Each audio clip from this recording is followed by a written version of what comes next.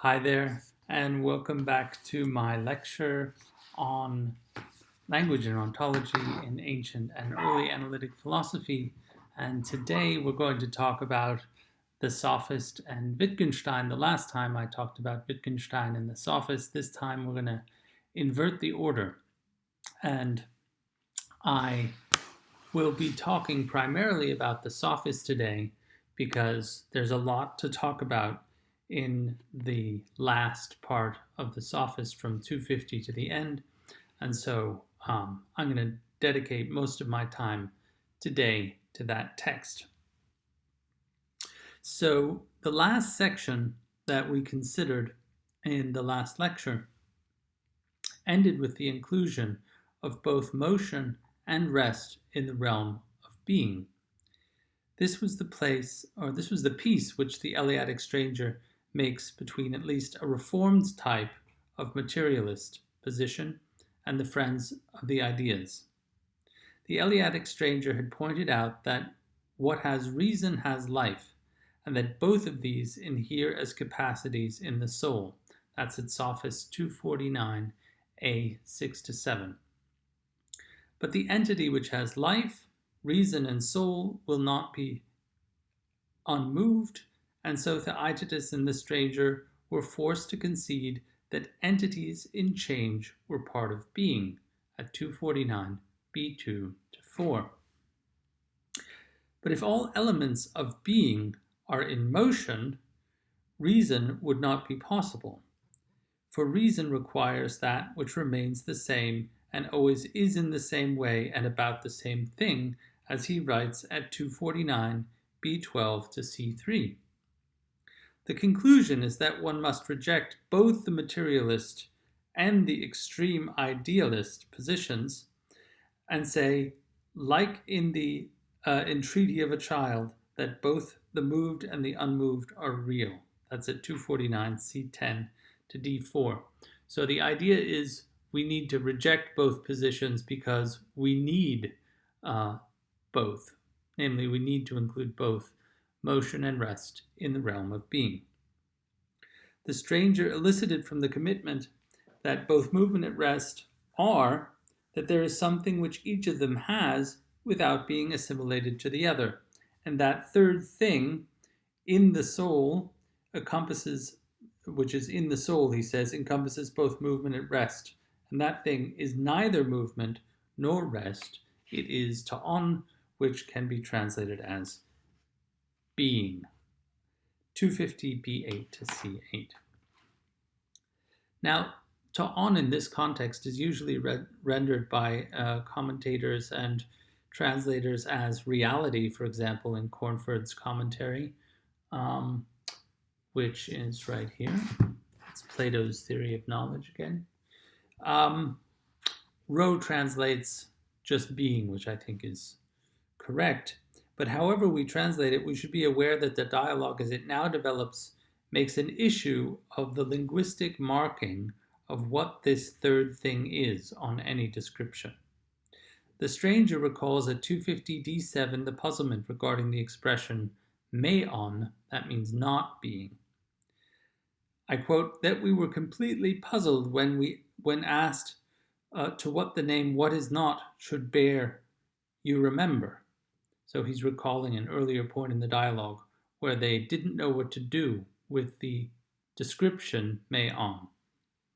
The problem extends also to the phrase or description ta'on, what is, or being. And so the Eleatic stranger concludes that progress on the reference of these two descriptions must be sought conjointly, 250 e5-251 a3. What now follows has been described as a logical and grammatical as opposed to metaphysical investigation, for example, again by Cornford. It's important, however, to recognize that this description is misleading if we were to take it to mean that the investigation prescinds or abstracts from the relation of words to objects. We have here rather an object-based theory of statement and language. It begins with a case of an item which is the same, though called by many names. That's at 251 a5-6. This is described as a linguistic procedure that we would call predication. We can attribute to one object several different names, bringing to bear on it, for example, an object such as a person, colors, shapes, sizes, deficiencies, and virtues, all under the assumption that the object is one. That's at 251a8 to b4. Now, Plato at this point dismissively notes an objection to this linguistic practice of predicating many different terms to one subject. It's an objection offered by young men and those of the old who are proud of their learning, namely proud of a new idea, namely the idea that one cannot apply many names to one thing. The idea behind the theory is that each predicate or name must be coordinated with exactly one thing. We can think of this as a theory of meaning which features exclusively the modified existential quantifier with an exclamation point that we saw in our lecture on Russell. Now, the theory seems to have the implication that we would have to deny universals and for this reason, it's clearly not a preferable theory for the friends of ideas, because then we can't apply anything universal to anything individual. We only have, as it were, proper names. It's a kind of extreme nominalism. But for the friend of ideas, it does raise the problem of how individual entities exist alongside of universals, and also how universals relate to one another. This question the stranger now addresses by introducing the notion of communion. Koinonia is the Greek word. It could also be translated as participation. There's another technical term that Plato has for that called methesix.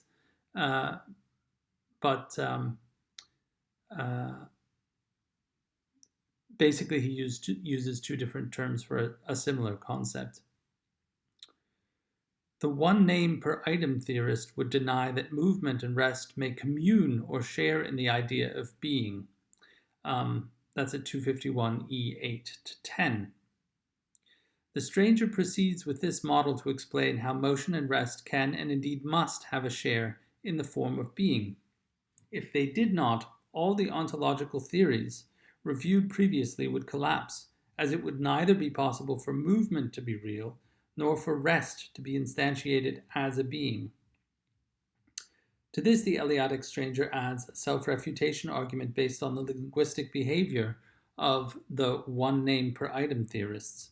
Since they themselves apply to be to many different things in their own speech, they contradict their own thesis in their use of language.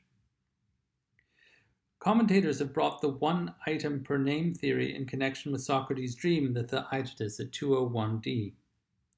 That was the very passage that Wittgenstein had cited to criticize his own previous theory of simples. In the context of the Theaetetus, the theory was given a more positive review. It was also given a different, namely an ontological, scope. Here it is made to play the thankless part of a theory of language which claims that all predications are false and that language must content itself with merely referring or naming individual items. But as we saw in Russell's theory of descriptions, such an idea is not as crazy as it sounds. There we could see that such a theory really can express about language, namely that certain statements we make are only true by featuring predicates that are truly instantiated by some individual. As such, the theory expressed the idea that individuals are our ontological foundation, and the foundation on which we must make sense of our language.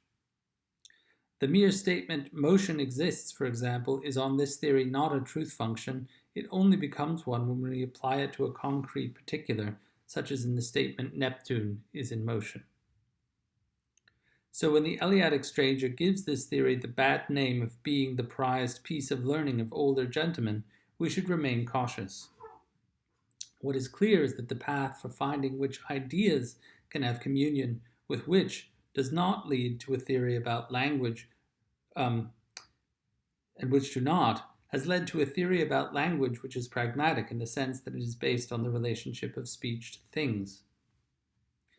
The Idealist himself sets up the theory by denying that all forms can have communion with one another, as this would mean that motion, for example, could be at rest and rest could be at motion.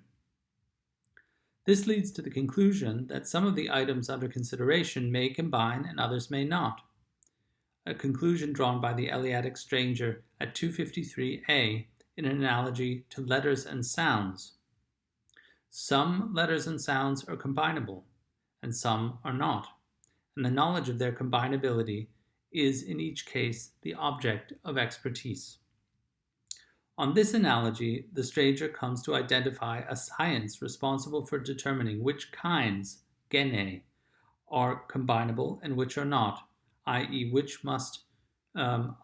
where one must take up divisions, separating them out. That's at 253, B9 to C3. We now come to a much discussed passage where the science of separating kinds so that we do not think the same form is different, or so that we do not think that different forms are the same, is identified, and it's identified with the name of dialectic. That's at 253, D1 to 3. The ability to separate by kind is given here in particular as the ability to discern one idea through many when each thing is posited separately, or each idea, which extends through all, and in turn to discern sufficiently several different ideas which are subsumed under a single one outside of it, and as it were encompassed by it. That's this key passage at 253 D5 to E2. So what is this science of dialectic? Some have thought that this passage marks the first conception of a formal logic in the sense of a study of forms of statement regardless of their content. Clearly, this interpretation is false. The forms have an ontological import. They're the ordering joints of reality and not conceived as linguistic items divorced from that to which they refer. The specific competence of the dialectician is to be able to separate them. As Cornford rightly points out in his commentary on this passage, we cannot impute to Plato at this point even the notion of a proposition as the repository for truth as instantiated in various utterances with the same meaning. And pace Cornford, we also cannot attribute to Plato a concept of meaning in this passage. What the dialectician can do is separate the real items signified by certain statements. The map, if you will, of the dialectician is an ontological one, and it's meant to orient the user in arguments insofar as they feature expressions with reference to the real entities on the dialectician's map. Dialectic is the province of the philosopher, who always, through his arguments, is devoted to the form of being. That's at 254, A8 to 9. So how are we to imagine the procedure of division by which the philosopher does this?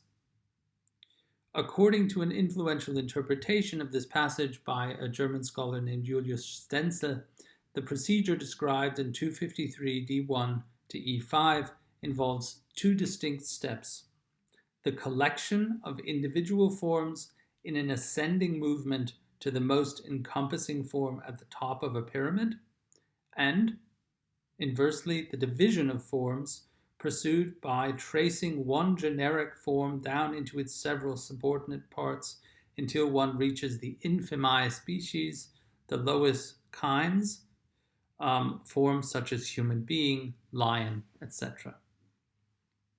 Now notice that this framework has no place for concrete particulars, for individuals. It's an ontology of forms only. The simples from Socrates' dream in the Theaetetus would be at the top and not at the bottom of the pyramid, for the lowest species are in fact products of higher forms in which they are contained. So if we think of simples as things that simply are not complexes, then the uncomplex items in this entire picture are at the very top. They're not individuals. Now, how the topmost forms are derived is the subject of Plato's remarks in 254b7 and following on the so-called megista gene, the very big kinds, which are not necessarily the biggest kinds, as Cornford points out. There could be others.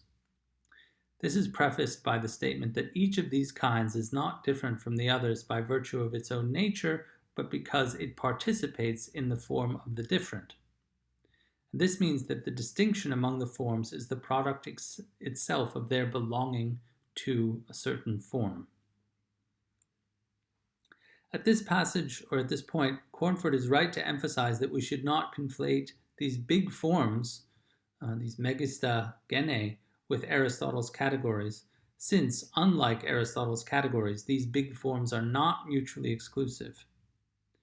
In the slightly confusing discussion that leads to the identification of motion, rest, being, sameness, and difference as 5 big forms, it is helpful to bear in mind that the purpose of this passage is to have a framework for interpreting negative statements involving is not.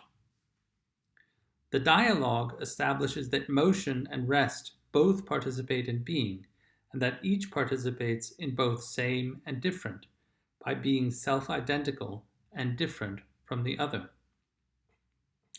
This later yields the result that motion is both the same, namely as itself, and different from the other forms. This result is important as it is the basis for showing how not being can be conceived, namely as being different from being. Each of the other forms are not being insofar as they are non-identical with, but are different from, being. That's 256 D11 to E4. The result is a new interpretation of statements of the form is and is not, namely as simply different from and not contradictory to what exists in the sense of being true. That's at 257b. Plato has made a framework to accommodate negation, and in particular, contraries which are not contradictories. This is a significant result from a logical point of view because with it, Plato has means to identify the logical relation between statements like x is just and x is non-just, where the second statement will be taken to signify not an unjust item, but something which simply lacks the property just, like an apple. The identification of this relation is what yields the result that non-being really does exist as a form, namely as a way of being different. The non-just is shown to be that which is different from, but not necessarily contradictory to, the just, as in this example. Now, in the final part of the dialogue, the Eleatic stranger shows how this result can help us make sense of the phenomenon of false statement. He first defends the conclusion that there may be blending of the forms by recalling the advocates of the one name per item theory and stating that a consequence of such a theory would be the abolition of all discourse. That's what he says at 260a to b. He then goes over to what can be described as a certain kind of grammatical study. Its object are logos and doxa, statement and judgment, 261c6, and how each of these can be related to falsehood in the sense of not being. The Eleatic stranger explicates statement and judgment by reference to 2 types of signifiers: action words, called remata, and names, onomata. In order to generate a statement, we need to have a combination of action words and names, or at least of one action word and one name. The smallest semantic unit is a simple statement which signifies a thing, pragma, with an action, praxis, as he says at 262e 13 to 15. Falsehood is thus defined as saying of that which is something that is not, and truth as saying what is about something that is. And the deception which leads to falsehood is put down to a mistaken judgment in connection with an appearance in perception. So that's the account of false statement that we get at near the end of the Sophist. At this point, let's zoom out a little bit and think about what our modern theorists of language might have to say about this. Now, at this point, the spirit of Bertrand Russell looms in the background, and also that of Meinong. Alexius Meinong could accommodate this result with negative facts as the intentional objects of false statements, but Russell refused to let language dictate ontology in this way. We can appreciate how Plato himself sought to accommodate the linguistic phenomenon of false statement by modifying the Eleatic ontology. In this way, he would seem to be a bit more of a Meinongian. First we get the ontology, then we get the grammar which relates our statements to it. This is precisely the opposite of what we find, for example, in Wittgenstein's philosophical investigations and what we find in the later Wittgenstein in general. Let's start with the investigations, paragraph 22, where Wittgenstein takes up Frege's theory of assertion. Frege's theory is based on a distinction between the content of a proposition and the attitude one takes to it in an utterance. Given the proposition, for example, the cat is on the mat, there are various attitudes one might take to it. The most expected attitude that one would have in everyday speech is assertion. The speaker utters the words contained in the proposition in order to assert that the cat is on the mat. But it would also be possible to question the truth of the proposition by uttering these words in a certain way, for example, ironically or incredulously. The cat is on the mat? The cat is on the mat. This is where Wittgenstein's criticism of the theory sets in. In Philosophical Investigations, chapter 22, he begins with the point that there are countless ways to be disposed to such a propositional content, not just question, answer, and command, for example. So, is the cat on the mat? That would be one way to be disposed to this propositional content.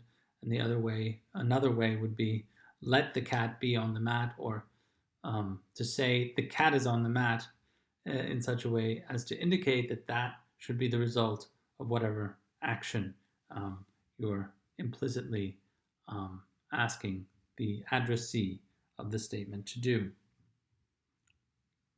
Now, the multiple ways in which some propositional content can be cited in a context, through play, for example, in jest, in prayer, etc., has consequences for the way we conceive even the learning of a language on Wittgenstein's account. Wittgenstein's often cited point in this connection is that linguistic practice belongs to a certain form of life, as he says in paragraph 23 of the Investigations. The example of a series of exclamations, for example, water, away, ouch, serve to illustrate that even individual words cannot be taken to represent objects in a straightforward way. This is again a point against the picture of language that he cites at the very beginning of the Investigations, where words are coordinated with individual items. This leads to the further point that even ostensive definitions of very basic notions, such as the notion of two, are subject to misunderstanding based on a confusion regarding context. That's paragraph 28 of the Investigations. So Wittgenstein arrives at the conclusion that, and I'm citing here, an ostensive definition explains the use, that is the meaning, of a word if the role the word is supposed to play in the language is already clear. That's in paragraph 30 of the Philosophical Investigations. Now let's take this Wittgensteinian lesson and try to apply it to the sophist. The sophist can be thought of as playing a certain language game, which the Eleatic stranger and Theaetetus have determined to model in a way which is both free of self-contradiction and which makes it possible to show how sophistical argumentation is false. The challenge of the sophist is thus to show how false statement is possible. The answer comes from another life form, namely the philosophical one, which has recourse to forms and a particular science for dealing with them, a science called dialectic. But the dialectician, like the sophist, is involved first and foremost in arguments. She just does something very different with them. The dialectical approach to language, as we saw, is pragmatic. It seeks to understand utterances in relation to objects, whereas a prominent feature of the sophistical approach to argumentation is to decouple language from objects in order to have one's way with them. The dialectician's combination and division of forms was a way to enforce boundaries on the use of language, which even the sophist could not avoid. Thanks a lot, have a good week, and I hope to see you next time.